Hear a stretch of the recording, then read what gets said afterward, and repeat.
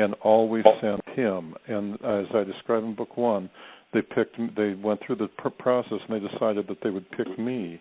Because and it was a vote of the alien generals as well as the American generals, and that nothing I did would ever be classified because the alien generals didn't want the human generals pressuring me, and vice versa. So they wanted me to be the guy that the aliens practiced against because of technology transfer. The aliens needed a human like the person I became after I got used to them.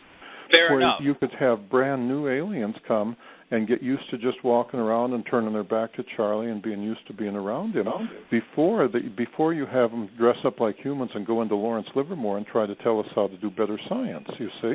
And so there's a tremendous advantage to the aliens. That meant that we had better spare parts. So like as I described in the opening chapter of Book 3, when the deep spacecraft came in, the deep spacecraft came in carrying meteor damage, they had to get the parts from us. Their scout craft were built using parts that we provided, and so the technology transfer helped them as well as us. Did you have any time did you ever get a chance to fly in any of these crafts?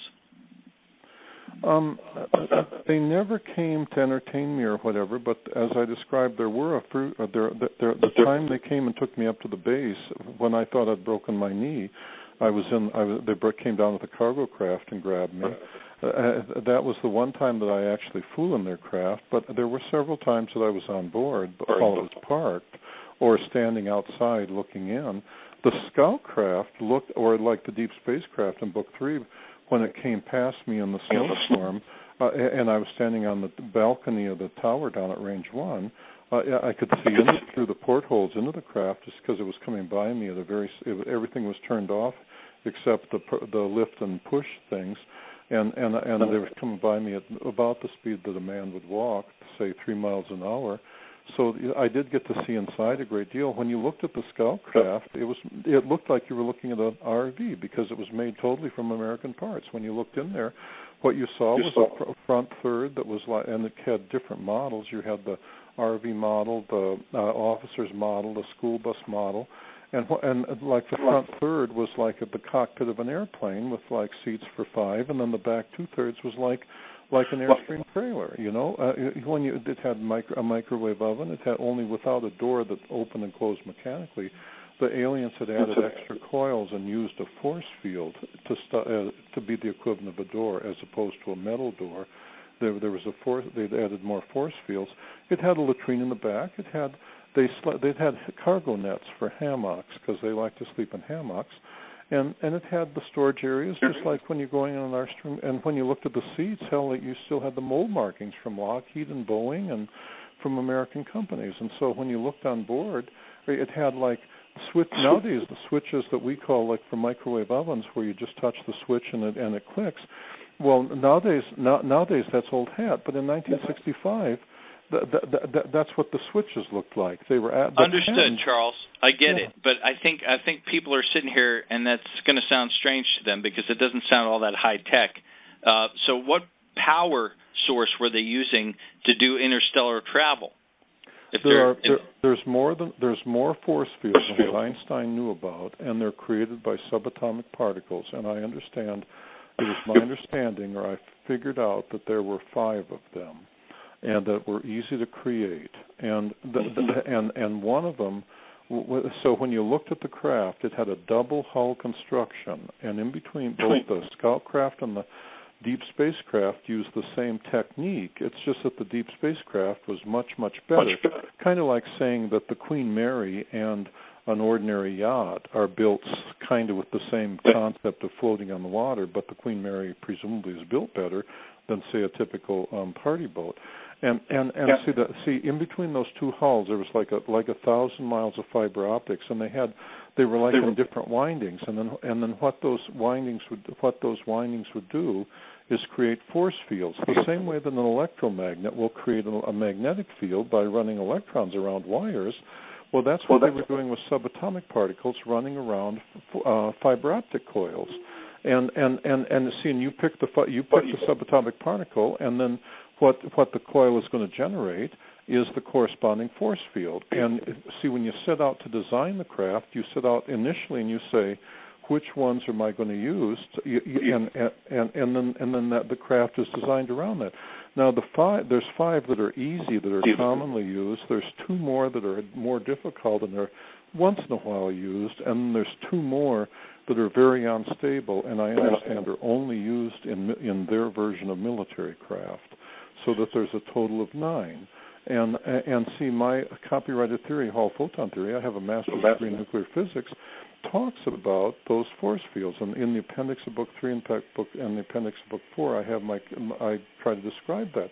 The reason relativity is nonsense is because Einstein didn't know about the force fields. He didn't. And when every time you talk about relativity, Einstein's trying to do too much with too little. He's trying to do too much with 4 force fields when really he should be working with 7. See? So talk to me a little bit, because the science component, we can go on forever. And to be honest with you, part of that is going to go above my head. A lot of it. I'm not a nuclear physicist. I can't help understand, or this audience is not going to understand all of it. I can get Stanton or someone to come on and try to corroborate some of it, but at the end of the day, you have experienced things that 99.9% of Earthlings on this planet have not. So how did you get out of Area 50 complex, I'm going to call it, and at what point did you decide to go public with this information? How are you able to leave, and how are you not dead? Well, to begin with, when I went to Vietnam, as I described in Book 3, being around the tall whites, even when you knew they were real and they were friendly, was very stressful because they're always well armed, and I'm not that military, and when I was as I described in Book 3, I was supposed to get sent to Vietnam, to Cam Ranh Bay, which is just like being sent to San Francisco for a rest jobby. Only with the ocean on the other side. And when I got to Saigon, the sergeant there tore up who didn't realize who I was and what I was doing. He tore up my orders and shipped me to Canton. And all that's described in Book 3. Everything in Book 3 is true, like everything in Books 1 and 2, including the way Kenneth E. Baker from LaPorte, Texas, willingly gave his life to keep me alive. I got an award for surviving in 37 communist attacks. I was in the Delta with the South Vietnamese.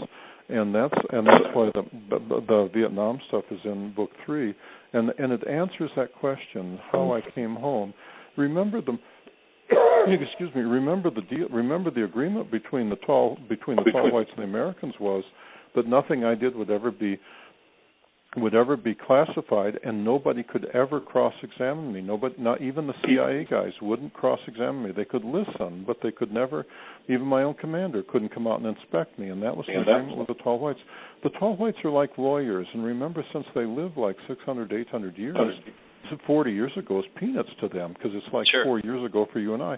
And see, when you make an agreement with the tall whites, they expect you to mean exactly what you say and say exactly what you mean.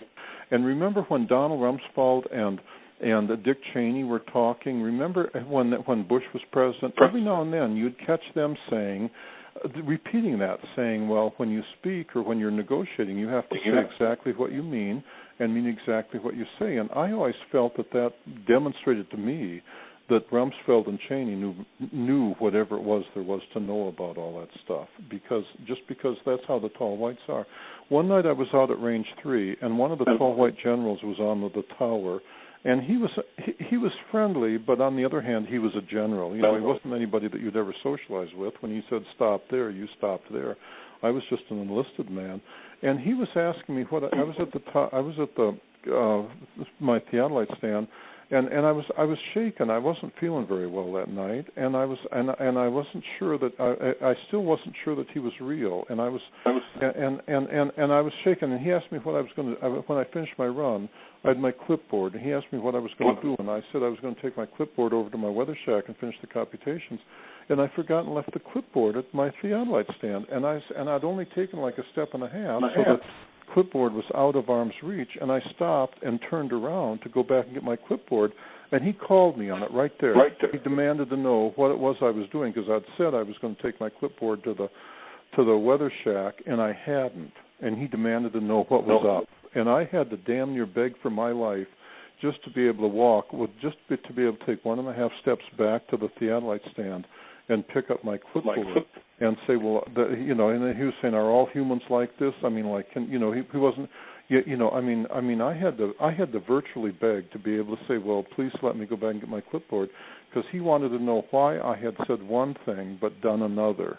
And in that environment, when the American generals and those alien generals get together and make an agreement, and that agreement is that nothing Charlie ever does or says will ever be classified, and no one will ever pressure him, they mean that word for word to the letter.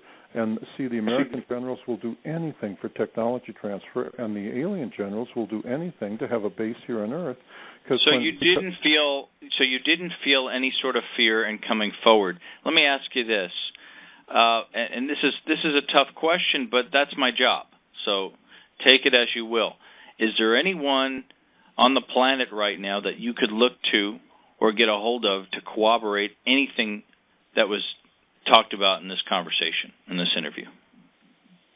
Well, there are people who have seen the tall whites, not on base, but like often in Lee Canyon and Mount Charleston and down in Las Vegas. It's just and up in Front Valley and so on. It's such a shock when you see them that. Well, for example, one of my friends who died in Vietnam, who was at Indian Springs with me. He knew they were real. He was one of the ones that came to me and was trying to tell me how he had seen them out on the aircraft hangars at Range 4, and he was trying to tell me that I should be more careful because he thought they were monsters or mutants. And one day he and I were out at Range 3, and he would only go out there when I was out there because he was terrified of the place. And I was trying to explain to him that they weren't mutants or monsters, that they were just flesh and blood creatures like you and I, and that the ladies just like to talk about women's clothes and how their children were doing, and they didn't come to save the planet or anything like that. They just came here they were just here like you and I run, the way you expect. And he looked at me like I was totally nuts. He couldn't. When you say, well, what does the government have to do to maintain the secrecy? The answer is nothing, because even he had seen them. He knew they were real, but yet when you just sat there and said, well, can we talk about them, there were so few. There was just a tiny handful of men that ever were able to overcome their fear and their denial to where they could just sit down and say, yes, they were real, and I saw them. You could count them on one hand. And you fit a profile that they felt could handle that, and you almost were not able to handle it. It seems it took a while. That's perfectly correct. One night. That's perfectly correct. One night I was out at Range 3, and this was after I knew they were real, but I was still intimidated if they came in too close.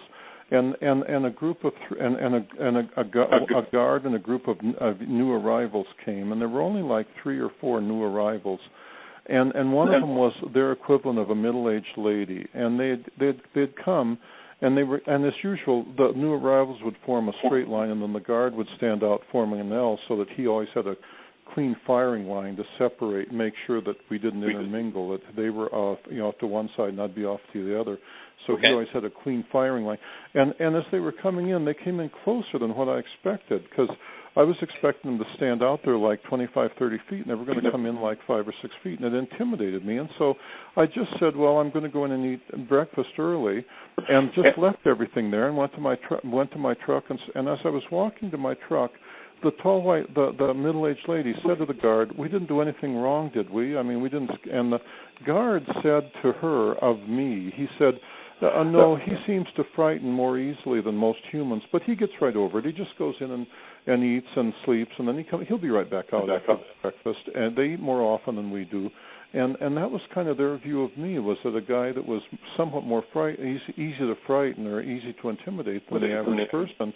But unlike the other humans, if you just let me go eat and take a trip into Vegas and rest up, I'll be right back out there the next day, brave as ever. You know what, Charles? I could keep talking to you for 3 hours. I could talk to you for 17 hours, and I don't have that kind of time. Here, I've got 2 more questions, and then what I'm going to do is I'm going to let you have the last word and ask you, what do you want to say to this audience in parting, in your end whatever. You have a couple minutes to yourself. My first question is, Jesse Randolph wants to get inside the Area 50 practiced against because of technology transfer. The aliens needed a human like the person I became after I got used to them. Fair enough. You could have brand new aliens come and get used to just walking around and turning their back to Charlie and being used to being around him before you have them dress up like humans and go into Lawrence Livermore and try to tell us how to do better science, you see. And so there's a tremendous advantage to the aliens. That meant that we had better spare parts and always sent him. And as I described in Book 1, they went through the process and they decided that they would pick me. Because and it was a vote of the alien generals as well as the American generals, and that nothing I did would ever be classified because the alien generals didn't want the human generals pressuring me, and vice versa. So they wanted me to be the guy that others practiced. The aliens, Range 1. I could see through the portholes into the craft just because it was coming by me at everything was turned off except the lift and push things, and they were coming by me at about the speed that a man would walk, say 3 miles an hour. So I did get to see inside a great deal. When you looked at the scout craft, it looked like you were looking at an RV because it was made totally from American parts. When you looked in there, what you saw was a front third that was. There were the time they came and took me up to the base when I thought I'd broken my knee. They came down with a cargo craft and grabbed me. That was the one time that I actually flew in their craft, but there were several times that I was on board while it was parked or standing outside looking in. The scout craft looked, or like the deep spacecraft in Book 3, when it came past me in the snowstorm, and I was standing on the balcony of the tower down. So like as I described in the opening chapter of Book 3, when the deep spacecraft came in, the deep spacecraft came in carrying meteor damage, they had to get the parts from us. Their scout craft were built using parts that we provided, and so the technology transfer helped them as well as us. Did you have any time did you ever get a chance to fly in any of these crafts? They never came to entertain me or whatever, but as I described,